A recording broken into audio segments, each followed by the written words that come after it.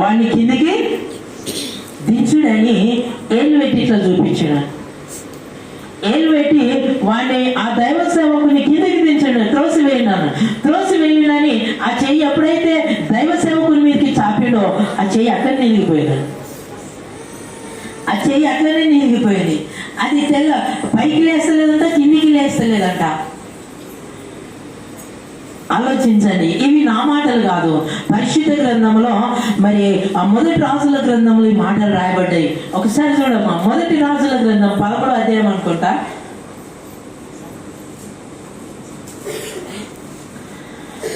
మొదటి రాజుల గ్రంథము 13వ అధ్యాయం అనుకుంటాను. ఒకసారి చూడండి, ఎందుకో దేవుడు జ్ఞాపకం చేస్తున్నాను చెప్తున్నాను.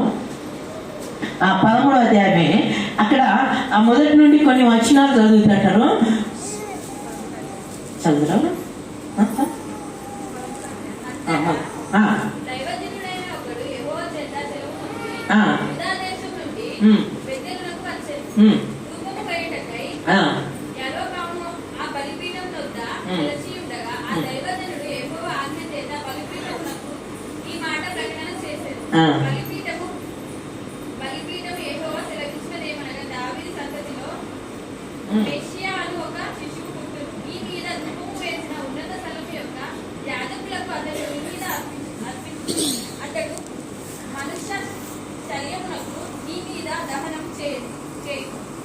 ఈ బలిపీఠము బద్దలైపోయి దాని మీద ఉన్న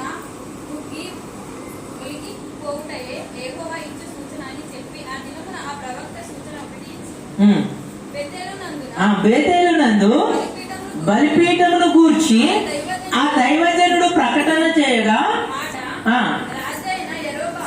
ప్రకటించిన మాట రాజైన యారోబాము విని బలిపీఠము నుండి తన చెయ్యి చాపి వాని పట్టుకొనుమని చెప్పగా అతని చాపిన చెయ్యి ఎండిపోయెను.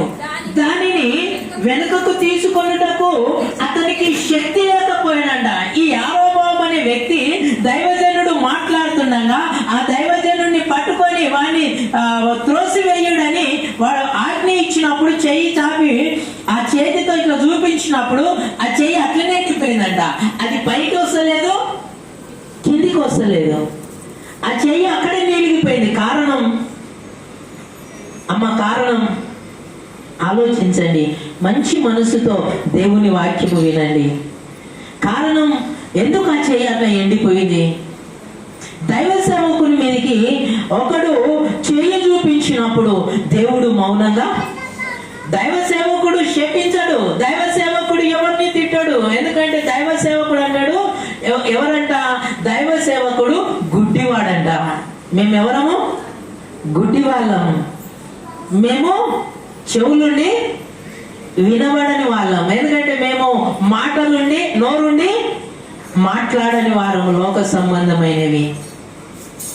ఆ దైవ సేవకుని చెయ్యి అక్కడ, ఆ దైవ సేవకుని మీద చెయ్యి చూపించినప్పుడు ఆ యారోబాము యొక్క చెయ్యి అక్కడే నిలిగిపోయింది. కారణం దైవ సేవకుని మీదకి చెయ్యి చూపించాడు. ఈరోజు చాలా మంది మరి ఒక గురువు, ఒక ఫాదర్ అనేటటువంటి విలువ ఇవ్వకుండా ఇష్టం వచ్చినట్టు చాలా సందర్భాలలో మాట్లాడతారు, చాలా సందర్భాలలో ఏలన చేస్తారు. కానీ అది మనకు మంచిది కాదు. కానీ ఒక గురువుకి ఇవ్వాల్సినటువంటి మర్యాద, గురువుకి ఇవ్వాల్సినటువంటి విలువ, గురువును ప్రేమించవలసినటువంటి ప్రేమ మీరు చూపిస్తే మీరు ఆశీర్వదింపబడతారంట. ఈ యారోబాము అనే వ్యక్తి కూడా మరి దైవ సేవకుని పక్కన పెట్టి బలిపీఠం మీదకి వెళ్ళి ధూపార్చన చేయడానికి సిద్ధపడ్డాడంట. ఇప్పుడు యారోబాము తప్పు చేసిండా లేదా? ఎవరు చేయాల్సినటువంటి పని వారు చేయాలి. యారోబాము వెళ్ళి ధూపము బలిపీఠం మీదకి వెళ్ళి ధూపార్తిని వేయడానికి సిద్ధపడ్డప్పుడు దైవ సేవకుడు వచ్చి మాట్లాడుతున్నాడు. ఏమని? నీది వేసుడది కాదు, యెషై కుటుంబం నుండి ఎవరైనా వచ్చి వేయాలి, అది నీ పని కాదని చెప్పినప్పుడు ఆయన కోపం రగులుకున్నది. ఈరోజు చాలా మంది సేవకులను పక్కన పెట్టి మన ఇష్టం వచ్చినట్టుగా మరి సేవకుని పక్కన పెట్టి అన్ని కార్యములు చేస్తాం, అన్ని పనులు చేస్తాం, ప్రార్థనలు చేస్తాం. కానీ కాదు, ఎవరు చేయాల్సిన పని వారు చేయాలి. ఎవరు చేయాల్సిన పని వారు చేస్తే ఆశీర్వాదకరంగా ఉంటుంది. ఆయన యారోబాము మరి చేయాల్సినటువంటి పని కాదు, ఆయనను చేయడానికి సిద్ధపడ్డాడు. కానీ మరలా మరి సేవకుని మీదకి చేయి చూపించి వాడిని త్రోసివేయండి అని అన్నాడు. త్రోసివేయండి అన్నప్పుడు అక్కడే నిలబడ్డాడు. వితిన్ క్షణాల్లో దేవుని ఉగ్రత యారోబాము మీదకి వచ్చింది. ఆలోచించండి. అయ్యో ప్రభు అన్నాడు మళ్ళీ సేవకుడు. ఏమన్నాడు? మళ్ళీ సేవకుని దగ్గరికి వచ్చి నా చెయ్యి మరలా మంచి గౌటకు నీ దేవుణ్ణి బ్రతిమలాడుకోవా అన్నాడు. అంతకుముందు ఏమన్నాడు? వాణ్ణి త్రోసివేయండి బలిపీఠం మీద నుండి అన్నాడు. అన్న వ్యక్తి ఆ చెయ్యి వెళ్ళిపోగానే మరలా సేవకుని దగ్గరికి వచ్చి నీ దేవునికి బతిమలాడుకో, నా చెయ్యి మరలా నార్మల్ అవుట కన్నప్పుడు నువ్వు నన్ను తిట్టినావు, నేను ప్రార్థన చేయను అనలేడు సేవకుడు. మరలా దేవుని సన్నిధిలోనికి వెళ్ళి ప్రభువా ఆయనకు ఆ యారోబాముకు నాయన మీరు దర్శించి మరలా నార్మల్ అయ్యే మళ్ళీ నార్మల్గా ఉండేటట్లుగా దయచేయమని అన్నప్పుడు వితిన్ క్షణాల్లో ఎప్పుడైతే సేవకుడు ప్రార్థన చేసాడో ఆ వితిన్ క్షణాల్లో మరలా నార్మల్ అయిపోయింది. కారణం ఆలోచించండి.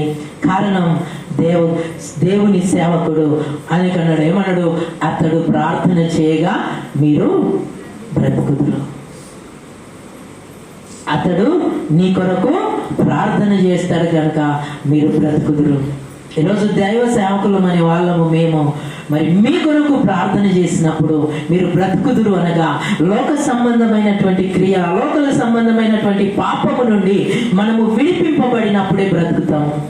మన బ్రతుకు ఎలాంటిదంటే శరీర సంబంధమైన లోక సంబంధమైనది వదులుకోవడము, దేవుని ప్రేమ చేత దేవుని ఆజ్ఞలను మీకు బోధిస్తూ ఆ బోధయందు మీరు బ్రతుకున్నట్లుగా మీ కొరకు మేము ప్రార్థన చేస్తాం. హల్లెలూయా. మీ కొరకు మేము ప్రార్థన చేస్తాం.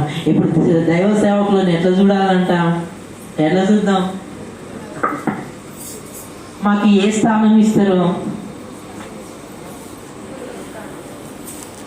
చెప్పండమ్మా. మనుషుల స్థానం ఇస్తారా? గురువుల స్థానం ఇస్తారా?